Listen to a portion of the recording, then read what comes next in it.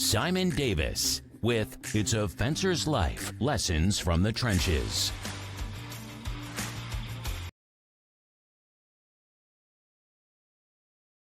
Hey guys, Simon here. Welcome to A Fencer's Life, Lessons from the Trenches.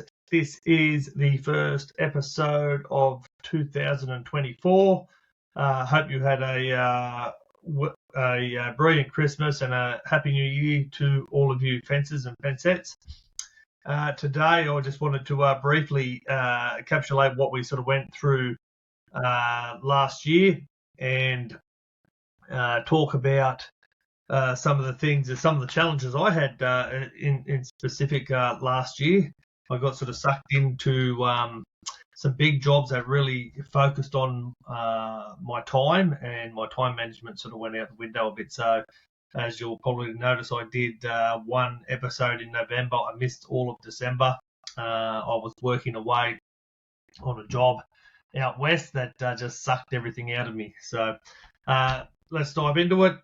Good to see there's starting to get a few followers, and hopefully we'll realign this year. We've got a few guests coming up this year that I'm excited to have on board. So we're going to try and make it a year more about talking to other fencers rather than just myself, talking to business owners, talking to installers, talking to contractors, and seeing how they do things differently in their world that may help some of you guys as well. So I'm really excited to be a part of that and explore what's happening in all parts of the fencing world. So just diving back to last year was the first year of the podcast. I think we've done about 25, 26 episodes.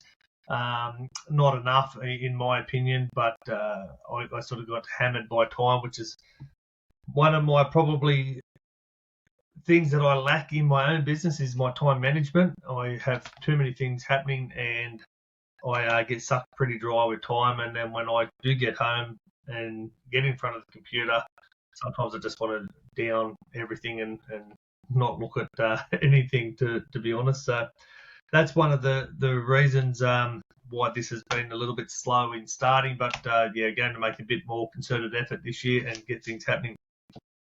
But I've been talking to a lot of fencers around the area and a lot of different people in different areas.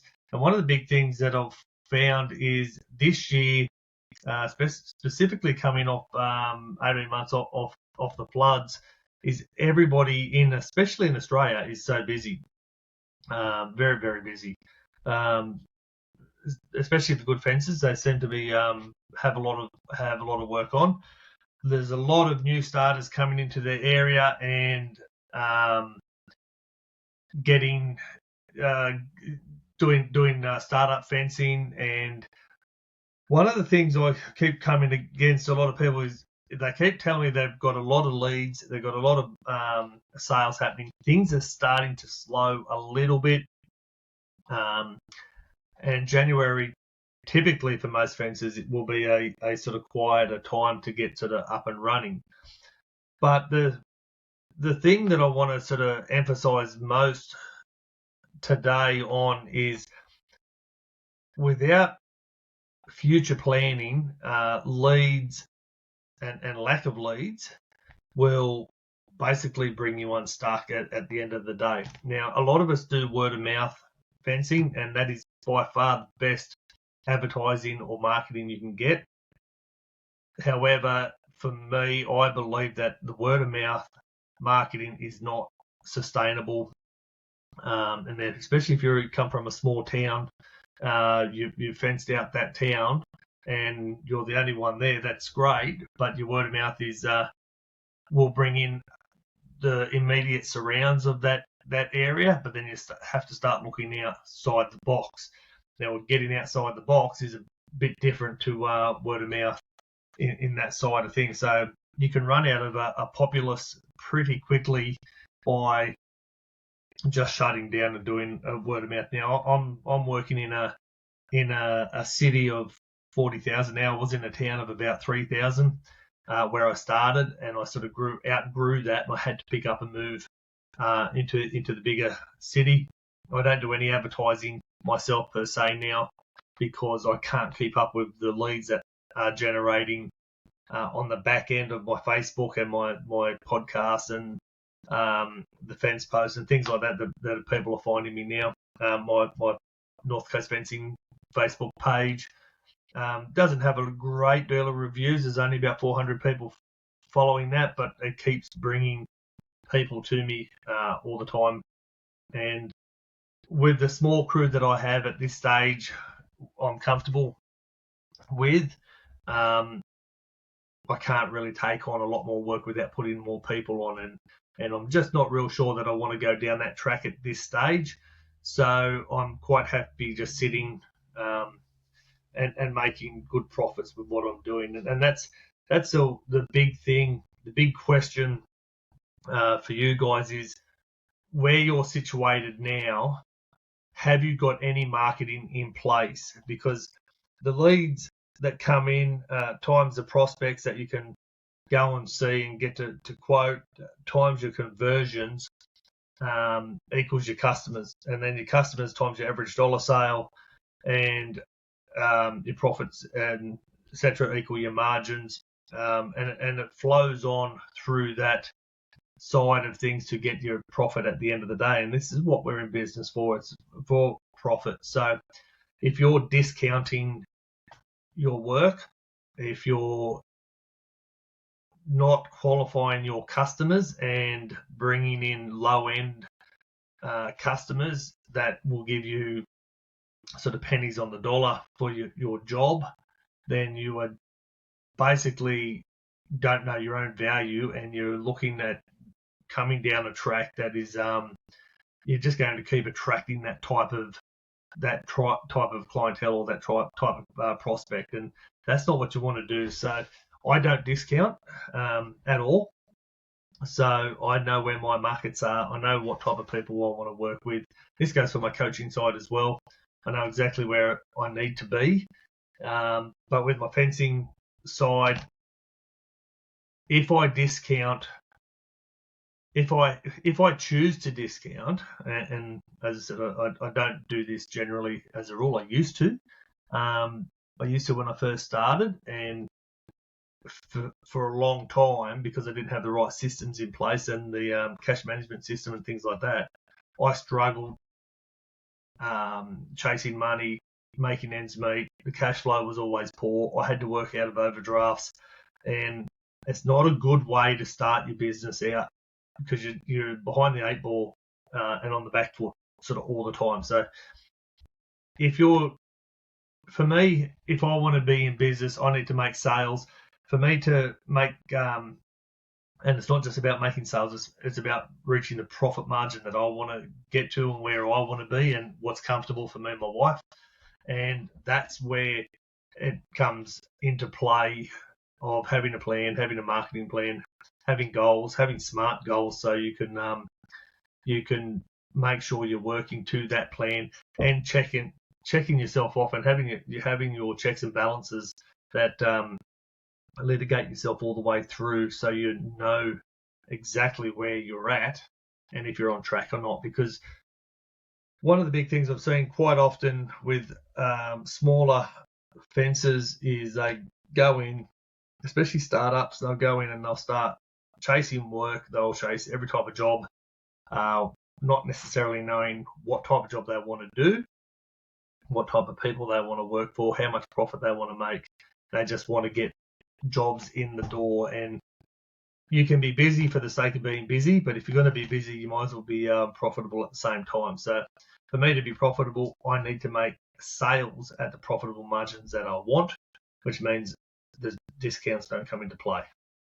So I want to leave that there with you guys there today. Make sure you are on track for 2024. We have a lot of things coming up. I've been out west at a little place called Warriouta, out in between Moree and Inverell, northwestern New South Wales. I've been doing a school fence. For those that follow me, there's been a lot of things on the Fence Post Facebook group and on my Instagram and TikTok. And a lot of people have been rubbishing the style of fence we're doing and the way we've sort of been processing that fence. And for the naysayers that have been on that, I'll just clarify this. It's a government project, so we get a specification that we have to work to, and they tell us how to do it, and this is what we have to do. Whether it's our opinion that we like to step colour bond, rake colour bond, put spears on it, don't put spears on it, is something of irrelevance to what we do. I'm just a bloke on the ground with my crew that we're getting paid good money to go and build what they've told us to build. Now, it's not for everybody. I understand that. But whether, I've had contractors come to me and tell me that I'm doing it wrong and I'm doing this. I've been doing this for nearly 30 years. So I've got my systems down pat. I know exactly what the government are chasing and what they need and what they require from me and my team. And that goes all the way down from paperwork to safety to the specifications, to the footings, to the install, to the temporary fencing, to the signs, to anti-theft screws. It goes all the way through. And as I said, it's not for everybody. Everybody's got a certain way of doing things. I just try and take videos of little bits and pieces to try and help some of the people who are starting out different ways of setting up and doing things. And it's all about innovation and moving to the next level rather than keeping blinkers on yourself and trying to follow what Granddad did, 40 years ago and what my father did. And things have changed so much. So we've got to sort of adapt with that. And that has been one of my fortes of running my business, has been my install methods. I can get across the ground pretty quick in most cases with minimal people without trying to kill us all. But that has been a big failure as well of mine, is that it takes me away from building on the business, and because I'm always in the business. And I heard Sean King say this once about having a conveyor belt running all the time, running through, and everything in the business is running straight through me as the owner or through you as the owner. When you can step aside, let everything come past you, then you can pick off different things to work on, is when you become the real business owner. Now, I've had that opportunity to do that and grab those things on the side, work on those issues that I've had before. I've now pushed them back in to where I am. Everything comes through me now because I do have a relatively small team, so I don't have somebody sitting on the sidelines to just work on the business. So I do that in my spare time. And a lot of you guys who listen to this who are smaller will do exactly the same. So don't be afraid to be still in your business. It's how we all get going and get started. I've found with me being in the business the way I am now, with 3 or 4 people now, I can step back a little bit more. But I find I'm making more profit now than what I ever had when I had 20 people going and 10 subbies and things like that going. So and because I can control the quality as well of what's happening, and I've got good systems in place and good people in place to control the quality. So that is the big key, is having your systems right, getting that sorted. 2024, some of the people I have met out in my tracks and travels last year and mainly last year, I haven't been really out back to work yet, but last year in Warriata, I met a fella called Mick Davis, and no relation to mine, but Mick is a 5 patent owner for fencing and some tools that he has made. He's doing a lot of feedlot fencing at the moment and troughs. I will be getting him on the podcast here next year. He's a proud Indigenous man. He's got a lot of family working for him in his company. So he's going to come on and discuss a few things and how he sort of got his setup and got going. And we'll bring him on shortly. I've talked to Dodge. Dodge is going to come on. He's a fencer from down around the Picton area. he's going to come on and have a chat with me as well, talk about how he's doing down in his area with some of the different materials that he's working with. And I've also been asked to be not a host, but be a guest on the Profit First for Tradies podcast coming up in next week, I believe, or the week after. So I'll get a copy of that, put that back in our post as well. So that's very exciting to notice that we're starting to get a bit of recognition and moving forward. Coming up in March is the fencing ceremonies and awards held in Melbourne this year. I think it's on the 7th of March. I just haven't got my calendar here. But early March. If you want a seat at my table, you please need to let me know as soon as possible. I think there's about 6 on my table already off the top of my head, 6 or 7. It's going to be a banger of a couple of days. The conference, they have suppliers there that you get to meet, discussing new things that's happening in the area. There's in our industry. There's the skills committee will be there, so they'll be talking about some of the things that are happening in the skills trade and what's happening in the actual fencing industry, Australia.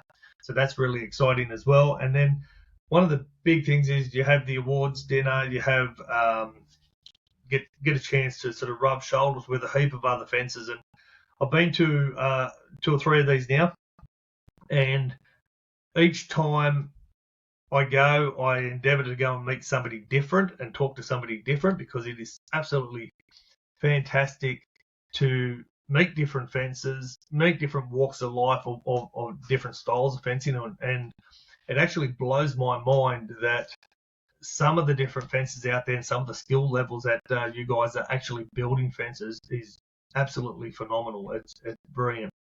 I'm not a innovative thinker per se. I work off basic systems.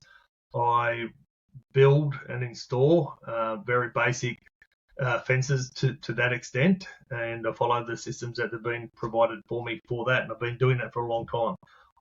As I said, I'm not innovative. There's innovative fences out there that are making new wire strainers and new clips and new bars and new hammers and new post drivers and percussion drivers and things like it. The industry is moving so fast all over the world, and it is very exciting to see that Australia is starting to catch up a little bit now. And some of the blokes I've met at these dues is really awesome to catch up and see where they are and what they're doing. So it's quite people aren't for everybody, and there's some people are quite quirky and things like that. But as it said, you get your blinkers off, you get your head out of the sand, you can go and talk to these people, find out what's happening, and you find out relatively quickly that you are a very small fish in a big ocean. And one ocean for us, that rather than trying to be competitive against each other all the time, is to encourage each other and grow and hold somebody up in higher esteem, which is great. So there's I'm really looking forward to that, and I'm looking forward to meeting some of the new people that want to come sit on my table and have a chat with me. And I'll be there for the 2 days. My wife and I are going down, so I'll be at the conference all day, and of course the awards night for that night. So that is something where I'm looking really forward to. Other than that, there's a few things that probably for the start of the year you guys need to sort of work on. Is a plan of action. Remember this: if it's not written down, it's not a plan, it's only a dream. So if you want to go somewhere in your business, whether you have help or do it solo, that is fine, but you need to have a plan. You need to have not a reckoning, but you need to have somebody hold you accountable for that plan, whether it is your wife, your partner, your spouse, your children, whatever. A really quick way of doing a good plan is I set up a 12-month goal of financially where I want to be, health-wise where I want to be, mentally and spiritually where I need to be. And I try and break that down then into 90 days, break it down into a month if you want to, or 3 months, 12 months, 3 months, month, weekly. And then you can even break it down into a daily grind if you're that way inclined. I'm not so much more a daily. I like to have something written out. I have vision boards, stick it on the wall. This is where I want to be. I've got one right in front of my computer that has to be pulled down now and redone for 2024. And mine are quite simple. I need to talk to a lot of people to bring the more people I talk to, the more prospects I get, the more conversations I can have, the more coaching I can do. That moves my needle quite in a significant way. And the same with my fencing company. I need to talk to a significant amount of people. I don't have a very high conversion rate, so to speak, let's put it this way, I turn a lot of work away because I only want to work with certain people and with certain margins. So there's a lot of work that I just refuse to go and do. A lot of you guys know that I am one of the only ones that do charge for my quotes. So there are certain types of fences that I just don't really want to get into. And for me, where I'm sort of set at, the bigger the better. I can make more money out of those ones because I can knock them over a lot quicker than the sort of, 1 or 2 man teams. So that's where I sort of look at. And for me, I think last I looked at, I think I was at about a 45% conversion rate for those bigger jobs. And yeah, so again, that plan goes up on the wall. I look at it every morning when I come in to do paperwork before I head out for the day, see where I'm at, see what I need to do. And if you can't write it down, you can't track it. So I've learned that one. Something I used to hate doing. I hate tracking things because it just doesn't seem to gel with my mental capacity, and I just think sometimes think it's a waste of time. But what I have really found that the numbers don't lie. So if you can track what you're doing and keep a balance of it, you can move that needle significantly one way or the other in your favour. So I'll leave it there, guys. Happy New Year.